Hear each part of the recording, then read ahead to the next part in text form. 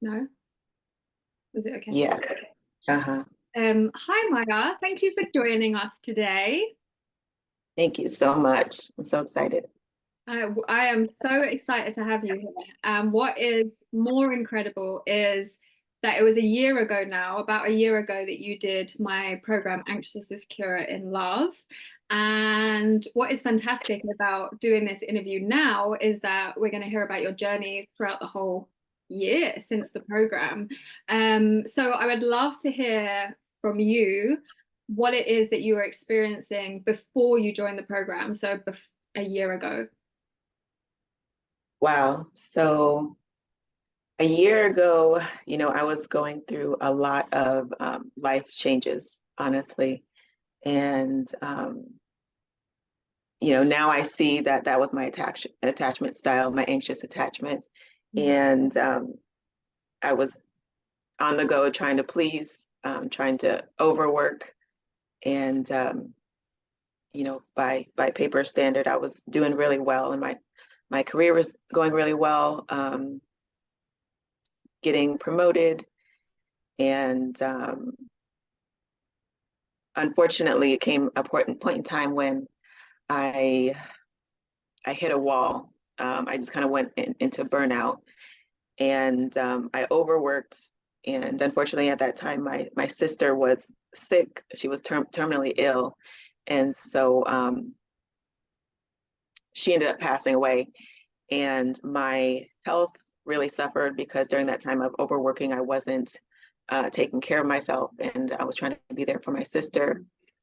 And so I went through a year after those 2 years of rebuilding my health and my situation.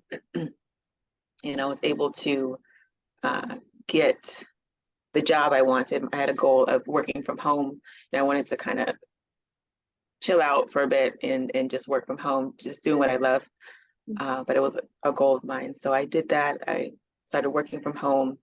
I got a trainer, I got a personal trainer, I got a naturopathic doctor, I got a therapist, and I got a nutritionist. And I kind of rebuilt myself from there. And I remember when I was just at the end of completing all those goals, there was still this other goal hanging out there that's been a lifelong goal, which is in the area of relationships, romantic relationships. And I was studying attachment styles, and I would see these things pop up, and different coaches and programs pop up on Instagram. And I was like, wow, this looks like really interesting. And I remember randomly yours popping up, and automatically something spoke to me about what you were saying and your presence. And I was like, she's done the work. I was like, I can tell that she's done it herself and she knows what she's talking about. So I looked into it right away, honestly. And I remember calling you right away. And after the first call, I was like, this is it. This is the program that's for me. I feel like it's going to get me to where I need to be.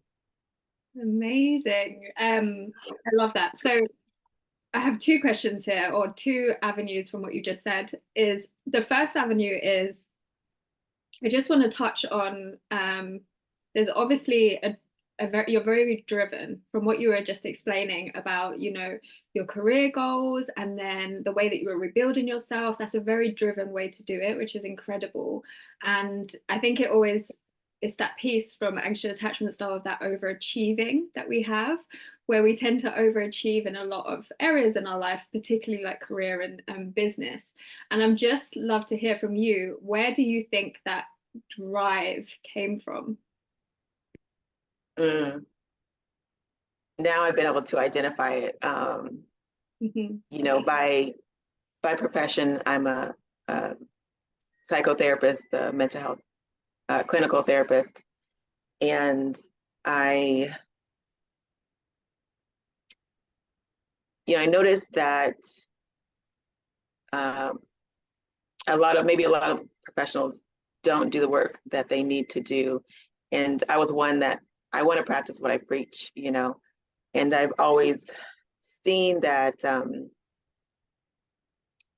the piece of, the piece of overachieving and wanting to prove yourself and do enough, usually always stems from childhood. And what we didn't get, unfortunately, whatever our caregiver neglected to give us, and we were looking for that love, we were searching for that approval. And so I was constantly trying to gain approval and say, I did enough, and ended up thinking that I didn't do enough or I was lazy, but in reality, I was overworking myself. Yeah. And so I definitely saw that, it stemmed from childhood and not getting the nurturance, the approval, the support, what have you, that I needed. So now, you search for it in the world or in relationships. Yeah, I love that. And that is what I wanted to touch on. And it's fantastic to like hear you say that.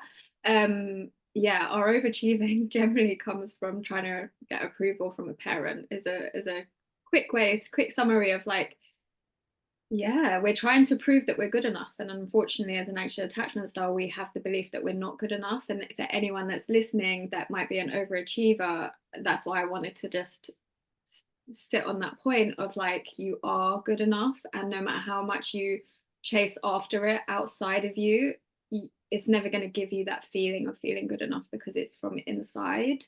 And you're probably just going to burn yourself out and all of these different health issues that you were referring to and things like that. So thank you for sharing that. And then the other question that I had was, what was it that you were experiencing in your relationships in terms of anxious attachment at that point? Because you said that where you were is that was like the last kind of box that you wanted to tick off, if we may, or it was a very big part. So what was your story like there, if that's the right word, but what was you going through there in your relationship? Right. And I had to own that it's okay for me to want to succeed in this area. There's nothing wrong with wanting to share your life with someone or wanting to do this area well. And I think, unfortunately, the stories that we're told in the society is that, oh, you don't have to have that. You can be independent. You don't need to rely on that. And no, it's okay. It's okay to want that just as much as you want any other goal. And so, yeah. And so and then I actually, I forgot the question. What was you experiencing in your relationships before you started the program? Where was you in that part of ticking off that goal? Oh, right. So my relationships were definitely affected by my attachment style. It kind of looked like not being able to speak up or ask for my needs, being too afraid that they would think I'm too much or I was asking for too much, looking needy, or being a people pleaser. And honestly, what I learned is not choosing correctly. When you're not in a secure attachment first, you choose someone that you probably have to chase, unfortunately. And it looks like the anxious attachment choosing the avoidant attachment. So I'm choosing someone who's giving me enough, but then, the avoidant attachment, when they get too close to someone, they feel overwhelmed. So then they run. And then the anxious attachment chases after them. And that's what I was doing. I ended up dating men who didn't meet my needs. They weren't healed themselves. Mm-hmm. And I was, again, overperforming, trying to get that love and, commitment through someone who chooses you, if they choose you. Yeah. and thinking that you can work to get love, Yeah. So it's that external validation again, looking for it in your career to prove that you're worthy and that you're good enough, and then looking for it outside of you and the people. And just know this is really normal, obviously, for anxious attachment style. If anyone's listening that hasn't figured that out yet, that's a common theme that happens whenever we're in these chats.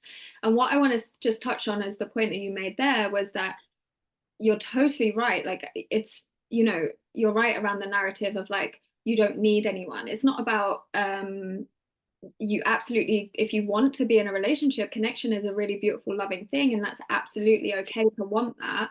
Um, but what I will say is for anxious attachment style and probably any other insecure attachment styles, sometimes you do have to do the work to be able to get that. It's kind of like the work that you have to almost do to get the promotion, the work that you have to do. There's always work, and unfortunately, it's not fair.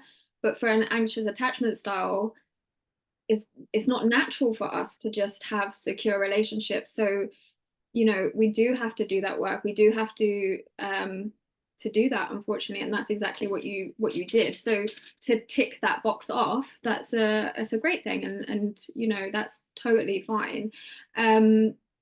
So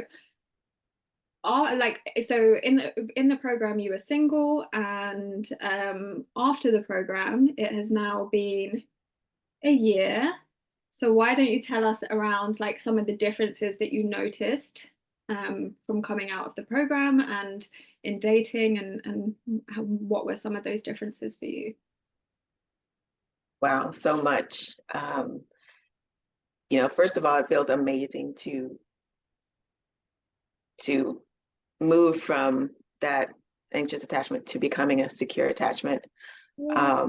So sitting in a secure attachment and like sitting securely in yourself is Yeah. something that I think everybody kind of strives to be, because I always knew that was possible, but I'm like, how do I get here?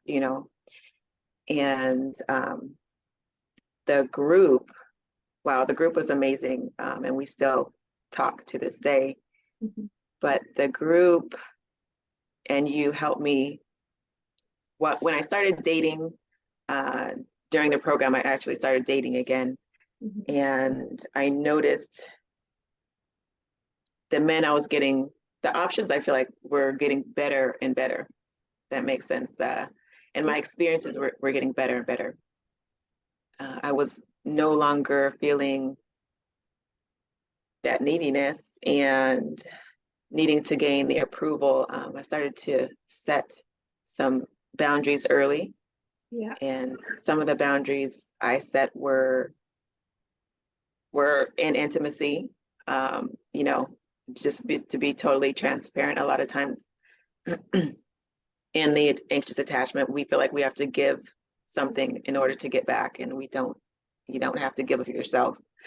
So one of my first boundaries was like, I want to hold this area sexually until I get to know the person, until I actually feel like, I like them, and there's some sort of big commitment. Later on, I decided that I wanted that to actually give that away to the man that was saying, yes, I want to marry you. And that's just a personal thing. So, but there's so many changes because my value in myself rose so much. Mm. Um, and truly understanding that you are a prize to be won, and that you can speak up and say, in a kind way, this is what I would like. And if that's not possible, that's okay. Actually, that's all right. We just aren't a match.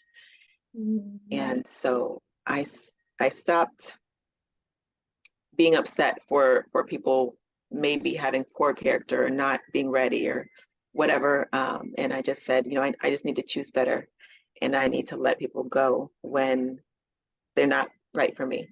And when you become a secure attachment, it becomes really clear to see who's for you, and to be able to sort through the dating process easier, honestly. So my experience since then has been dating a couple men, and then I met someone really special, and it's pretty amazing, honestly. I'd say I describe it as divine because I'm gushing. That is so beautiful. Amazing. yeah, I describe it as divine because and also opportunity meets preparation, because if I really believe if I didn't do the work, um, not only may I not have met him, but I wouldn't have been able to hold on to it or keep it, because after you get the thing you want, your work determines if you can sustain it, and so every day, every week, I see how the work that I've done. I'm so grateful to the group and to you for it. Just really gave me that missing piece that I needed, and I met a great man, and I could identify, okay, he's healthy, he's secure. As before, I wasn't really able to identify that, honestly, and maybe I might have said, oh, this is too predictable, this is too boring, when in reality, predictable consistency is healthy. Boring equals healthy. It sometimes, but it's not really boring. It's just consistent. So Safe and secure. That sounds amazing. yeah. So I definitely know that you got so good with your boundaries, just what you said there, which was incredible. As we know, it's no secret that we struggle with boundaries as anxious attachment style. So, what would you say to someone that might struggle with boundaries now, where you are? Is there anything that you would say to anyone about that? Oh gosh. Well, it's understandable, struggling with boundaries, especially depending on how you grew up. But doing the work, having done the work, you will get to a point where you're unapologetic about your needs and your desires, and it's no longer in a way that it's no longer in a, I don't know, upset way, or a way that you kind of have to force it. It's just naturally like, this is what I feel and this is what I want, and do you want this too? And if not, that's okay, but I'm going to stand on this, though. I'm going to stand on it. And so now, I would say to somebody who has trouble with setting boundaries, to first really dive deep into what it is that you want, and um, don't be apologetic or people pleasing about, oh, they might think this about me, or they might not like me after I say this. Go for exactly what it is that you want. And I think in us doing that, and being honest and truthful with ourselves, we're going to actually get what we want, rather than kind of placating to people, and then we'll get a piece of what we think we want in someone, and own it, and own what it is that you really want. I love that because and that's what I think you did very well, because you were always very clear on what I want, like the long-term goal of what I want. And when you built your self-worth in that, and you were able to work on your anxious attachment style, it stopped having that hold on you that's keeps you settling for less, let's be honest. So you were able to really be so strong and firm with your boundaries, like you just said, where you were like, can you give this to me? You can't. Okay. I'm off, and that's okay.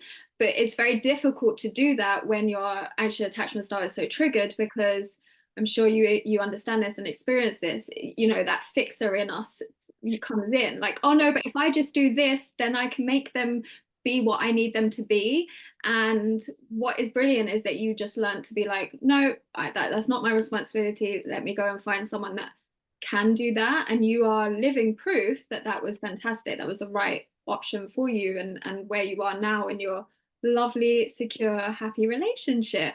So with that being said, I would just love to hear from you, what are some of the key differences that you notice being in a relationship as a secure attachment now with a secure partner, to maybe relationships you might have experienced in the past, or just, you know, things that you might have done in the past? What are some of the differences that you might have noticed in you and or maybe the relationship now? Mm. In the past relationships, I felt like I was very performative. Like I had to perform to gain love, or if I did something wrong, um, anxiety right away, you know, or after I sent a text message and they didn't respond after a while, I was like, you know, what did I say? Did I say something wrong? Um, it was always on edge, on that anxiety feeling Yeah. of not doing enough or not performing enough, not achieving enough. And now I just feel like I can be my complete self. You know, I remember when he was out here to see me, and we were around family. My family was like, you know, you're completely yourself around him, and they're like, I've never seen that before, you know, um, and I've never seen you feel just so safe and secure in yourself. And they use the word secure, you know, and I was like, wow, you know, that's the confirmation I needed. Um, and so now I'm a true version of myself. I don't feel like I have to perform. And I know that lets me know that they like me for me, you know. But that's the biggest change, probably. That is incredible. And actually, what you just said there, and correct me if I'm wrong, you're in a long distance relationship currently, is that right? He doesn't live exactly where you live. That's right. That's right. So, We, yeah, sorry, I didn't mean to interrupt Mhm. you. So that is fantastic, because actually that would normally trigger your anxious attachment style, having any kind of separation away. So I know anyone that's listening that experiences that, it would be great for you to touch on like how you manage that and what the differences are even there, with the fact that you're not so triggered. That's a great point because I probably would have never been able to do long distance in the past. And you know, being this place now, this healed place, I'm I see so clearly other people now. You know, if they have when they're talking to me about the relationship, like I see so clearly what the issue or what the area is now. And it's interesting because when I tell people that we're doing long distance, automatically some people are like, oh, long distance, that'll never work. That'll never work. Oh, I don't know, that I don't know about that. And I see anxious attachment so quickly now, because they wouldn't be able to keep it up because they'll be so worried. What are they doing? What are they not doing? And the truth is what I learned is that, if you're afraid, what's interesting is I was talking to a friend and they just got divorced, and their partner unfortunately was cheating on them. And I thought, isn't this interesting? Because people are probably worried about, people cheating long distance, but someone can cheat on you and be under the same household as you. So it Mm, really doesn't matter where they are. It matters the emotional availability, the emotional capability, like what is your capacity, and what is your work. When you're transitioning to a secure attachment, you can recognize someone who is safe and who is secure. And the reason why I'm able to do the long distance is because I recognize that they're healthy and that they're secure and they're safe. And it's progressive, it continues to move forward. It's intentional. I always joke that because we're always doing FaceTime dates and cooking dates, and we'll go to the gym, and I know it sounds silly, but we'll go to the store together and have each other on FaceTime. And oh, I was like, yeah, I was joking that I was like, I talk to you more than any guy I've dated in my own state. They would call me every other day, or a couple times a week, and we go out once a week, and that kind of stuff. Because it was choosing people who were haven't done the work. But even so, the right person is going to take the time for you. And we're always, as my mom says, we're like high school teenagers. We're always on the phone. We're always, it seems like we're always together. He's flying out, or I'm flying out there. I'm flying out there for Valentine's week. And so it just feels really connected. And I know for sure it is all owed to the work that I've done, because I'd never, ever been able to do that in the past. I wouldn't have been able to. That is amazing. I love it. I love hearing about your relationship. It sounds so wonderful. And you deserve it completely. So yeah, I mean, that is incredible. That is amazing. So tell me and tell the listeners, what does it feel like to feel secure? How does it feel? It feels like you're completely settled, and you finally have come home to yourself, I think. I finally am just sitting back, and I feel like I'm in control of what happens. Before, life came at me, and I took what came to me. But now I'm the chooser. I'm choosing what I want. I'm meeting my goals. I'm feeling settled in myself. As before, I was always working, performing, trying to get what I need. And now I'm just sitting. I'm just at peace. That's what I would want for everyone. That is amazing. And it sounds like you stopped needing that external validation. So, you're just kind of prioritizing you.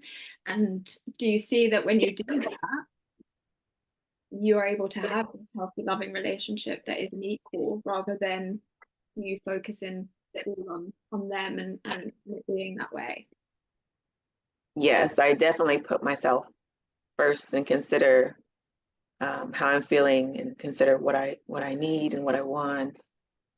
And it's a lot of natural secondhand or second nature, just self-care all the time. Just continuing to check in with myself, and being able to give myself what I need, instead of looking externally. You taught us how to give ourselves what we need, and that's a game changer, because I never knew how to do that, honestly. And now if I'm questioning something, or I'm feeling excuse me, flustered about something, it's almost amazing. I just think about what we were taught, and I incorporate that, and it settles me down, and I'm able to make the right decision. That is So, so now, because you know what your needs are and how to kind of meet them yourself and communicate and all those different aspects, as well as boundaries that you learn, did you know what your needs were before the program? I thought I did. Mm. That I knew. During the program, we just really fleshed out exactly what we needed. And it's almost like I brought a need forward, and you were like, are you sure about that? Let's process through that. Let's get deeper, And I was noticing that my needs were almost kind of surface, And you were like, no, I think what you really want is this. And I was like, you're right. I really do. I just need to admit what I want. I wanted marriage. I wanted to feel that value, and I wanted a partner to treat me a certain way, and I needed to be honest about that. So Yeah, and it can be really difficult for us to do that, because it's very vulnerable to admit that we want this, because we're scared that it's going to, they're going to run away, or, it's just not always been that safe for our needs to matter. So therefore, we just kind of pretend and settle for whatever someone wants to give us, which doesn't work, because then we end up chasing after them, wanting more, and settling for so much breadcrumbs and situations that don't make us feel good, and we're just doing so much, we're over giving, we're working so hard for them, and for not even to get our end goal of what we really want, because we're not being honest with ourselves about what we need. And a lot of the time, a lot of the triggers that come up for us, and the things that we're having arguments or discussions with people about, like, you didn't text me, it's not about a text, it's about the fact that you're not a priority and you want to be a priority, and you can feel that you're not a priority. It's something so much deeper than it seems on the surface, and we have to have that space to be able to be vulnerable, to explore that, to know what's really going on, and know that it's okay to feel that and to have those needs and wants, and it is. And yay, you were so good at that. I always remember how you were always so clear on what you wanted, and that is fantastic. And obviously you're on the path to getting it. So what is one takeaway, that if you could just have one takeaway, or maybe a few, but I'll keep it small. One takeaway, or another way to look at it is this: what would you say to Maya a year ago or something, or before? Like, what is the one thing that stays with you?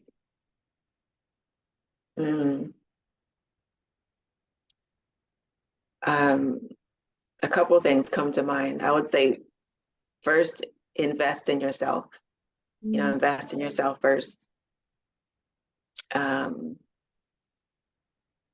Unfortunately, sometimes it takes a person to hit a wall or reach that bottom to say, I'm going to do this for myself. Yeah. But you don't have to wait to that point. When your body's telling you, just invest in yourself, and it's worth the investment. I would say, secondly, it's worth the investment, and you can have what you want. It's not a hard, long, drawn out process. Honestly, it was enjoyable for me. The process was enjoyable, but I would say now,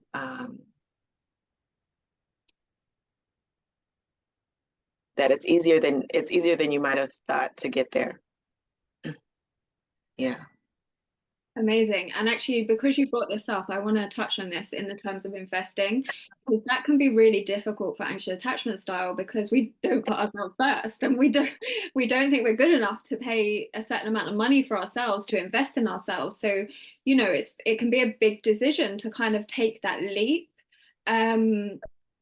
But like you said, it was worth it. And so did you have any of those kind of fears yourself around to invest in yourself and putting yourself first around that back then? I did have fears. I mean, for one, I'm like excuse me, I'm a very thrifty person. Mm-hmm. So I wouldn't say cheap, but I'm a very thrifty person. And, the point I was at, I said there was no other choice for me. But what was interesting is that I was changing jobs. And so I was like, how am I gonna, I feel like the cost was appropriate, especially after looking at other programs. I was like, wow, this is a really appropriate price. I said, but how am I gonna do this? I'm changing jobs, and I'm single, and so I made a decision. For me, I made a decision to take a small credit card, or get a small credit card, which is the first time I ever got a credit card. And it was just a very small amount. But I never thought it was worth doing that before, and it's interesting, because we'll take out loans for a car, for our house, and we'll do things for other reasons, but we won't invest in ourselves. And there came this point in time, I said, this is actually not that big of a cost, and it's going to last me a lifetime. It's lasting me a lifetime worth. So I just decided to do it, and I'm so glad at a year out that it was more than worth it. So I love that, and that is incredible. And well done you for like invest in yourself. And it can be difficult, especially if you have money mindset, you know, feeling of not good enough in that respect as well. It means that we can be thrifty. As anxious attachment style, there's fear there.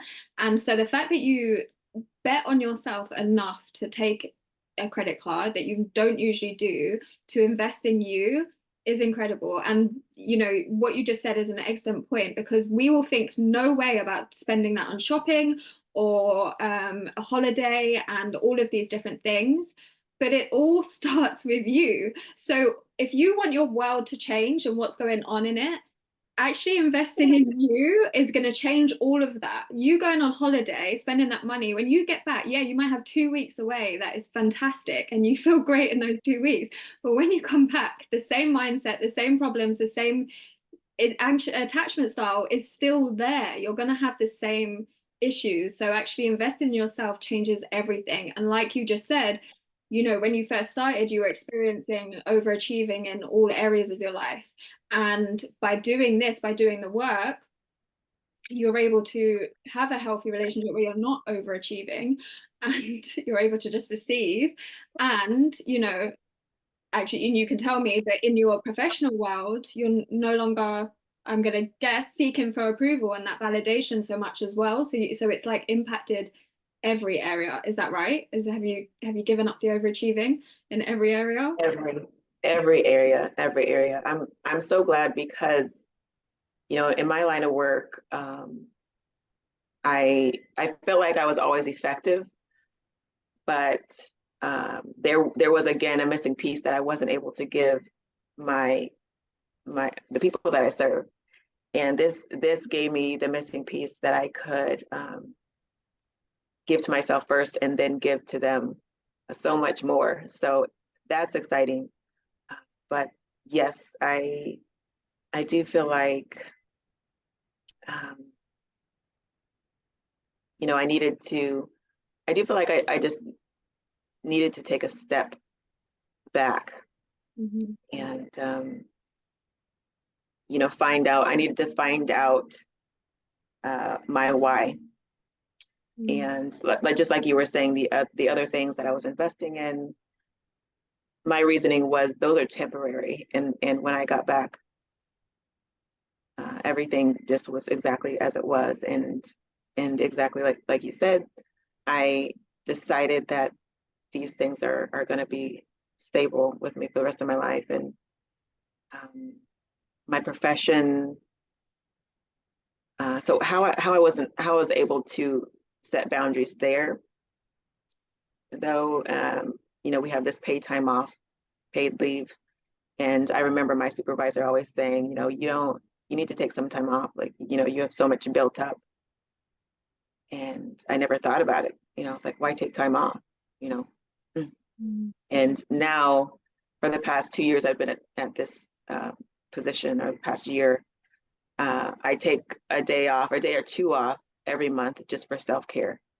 And that is something I've never done before. So that's one of the areas I've done, invested in myself. And also I've learned to honor the word no. You know, I am key for taking on 4 or 5 roles in my job. And, you know, now I know why I do that. You know, I was running group sessions, I was running individual sessions, I was doing team building uh, for the employees. You know, I was opening up offices in different cities. It was just ridiculous. And now, you know, I just want to do my work and serve my clients, and that's it, you know. And there's that balance. And I have my personal life. But now I'm asked to do other roles, and I'm like, you know, I can't do that right now. And I check in with myself and say, no, that would be too much for me. So that's a huge change. That is amazing, because we are definitely known for doing too much. And I always say to everyone, and I'm pretty sure I probably said it to you in the group, is just because you time wise can do something, because we've got 24 hours, and yes, you can fit another project in, if you haven't mentally got the capacity to do it, and it's going to overwhelm you and make you anxious and stressed, which normally is what happens, and we end up accepting it anyway, the answer is no. I have no capacity for this. The end. And no one gets to tell you what your capacity is. No one.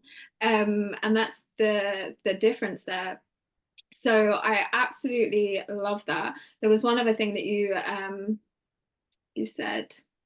Oh, this actually reminded me, and I'm gonna bring it up now because I've never thought to talk about this before, so I'm just because it's on the subject of what you said, in that people pleasing role of work. When I was in the corporate world, I remember I was known for never having sick days. Like I would go an entire year and I would definitely be sick, but I felt so guilty. Like I couldn't let anyone down. So I couldn't bear to ring anyone and say, oh no, sorry, I'm not going to be in today because I'm sick. So I just used to always go in, and I was just known for never wanting to let anyone down. And I know now that was 100% my anxious attachment style. And I'm bringing it up because I'm pretty sure anyone listening is going to be like, oh, yeah, I do that too. Because it's that guilt of putting that boundary and letting people down. And actually, no, you have to be first. Like it's okay to prioritize yourself, and especially when you're sick, but in all other ways. And I was exactly the same way. I never used to take holiday.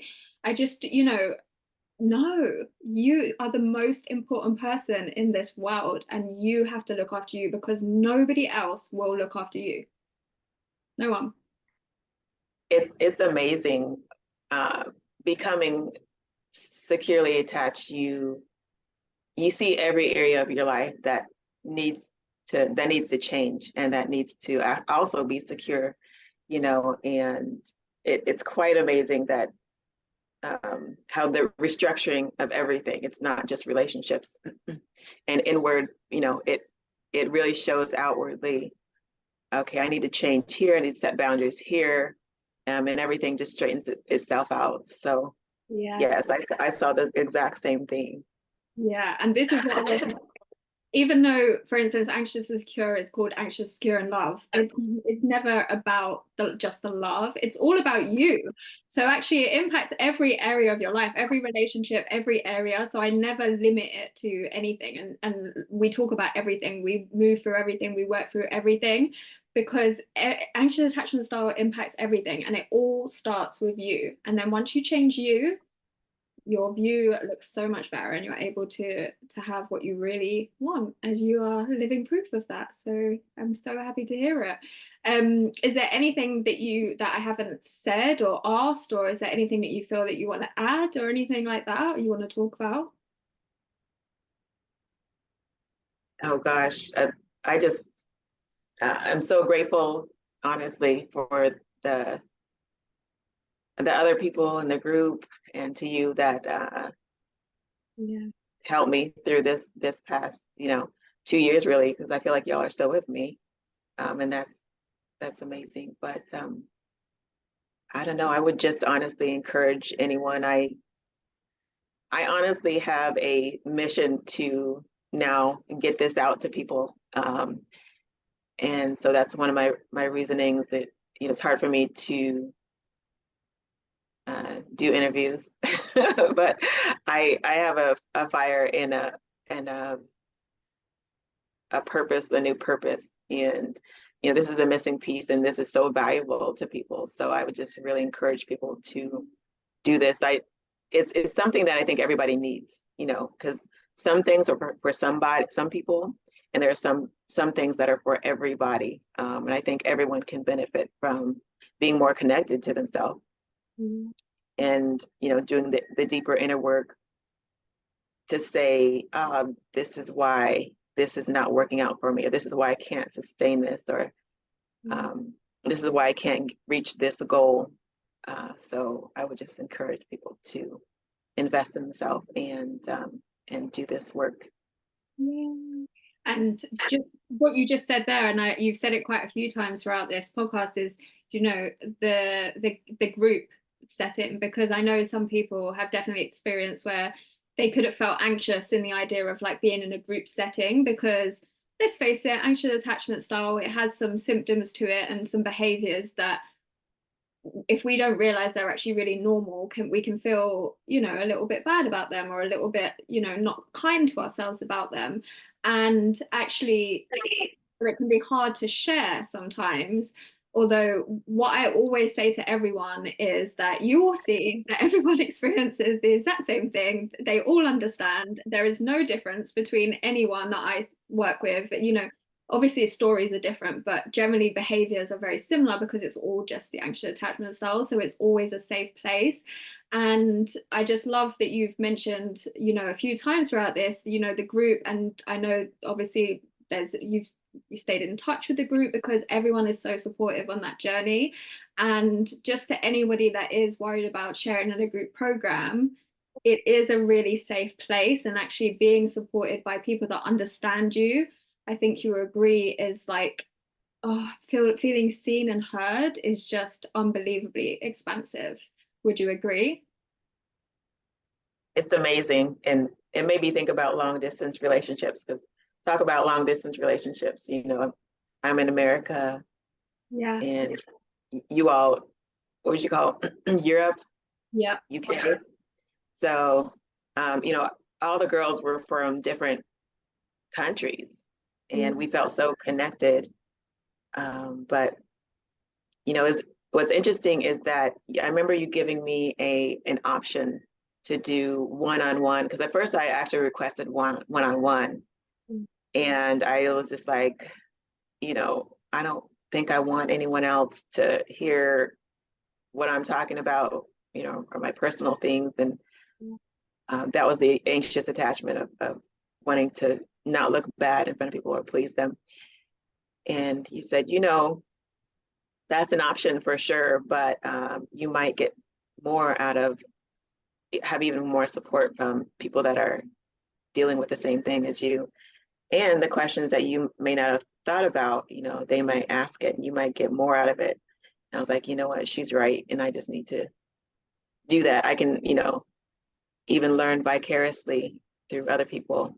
And I'm so glad that I took that option instead, because again, I have people that understand and they're still with me. You know, we're still in touch. But the group, having the group and having the different insights and opinions and just their life progressing, Yeah. and being able to learn from them as they progressed and went on their relationships, or when they dated, or you know, if a problem came up, when we could problem solve together and just support each other, that was invaluable. So I would advocate for doing the group. Yeah. Honestly, I think there's so much more value in it. Yeah, absolutely. And I always say that to people because if there's, you know, dozens of people on the call, you're hearing dozens of different scenarios that you have definitely been in at some point or you're going to be in.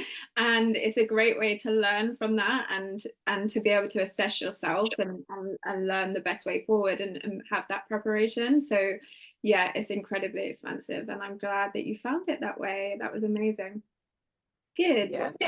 Is there anything else that you want to say before we head off? I've loved this conversation. There's been so much that we spoke about, and I just feel so good about it. But is there anything that you want to add before we say goodbye?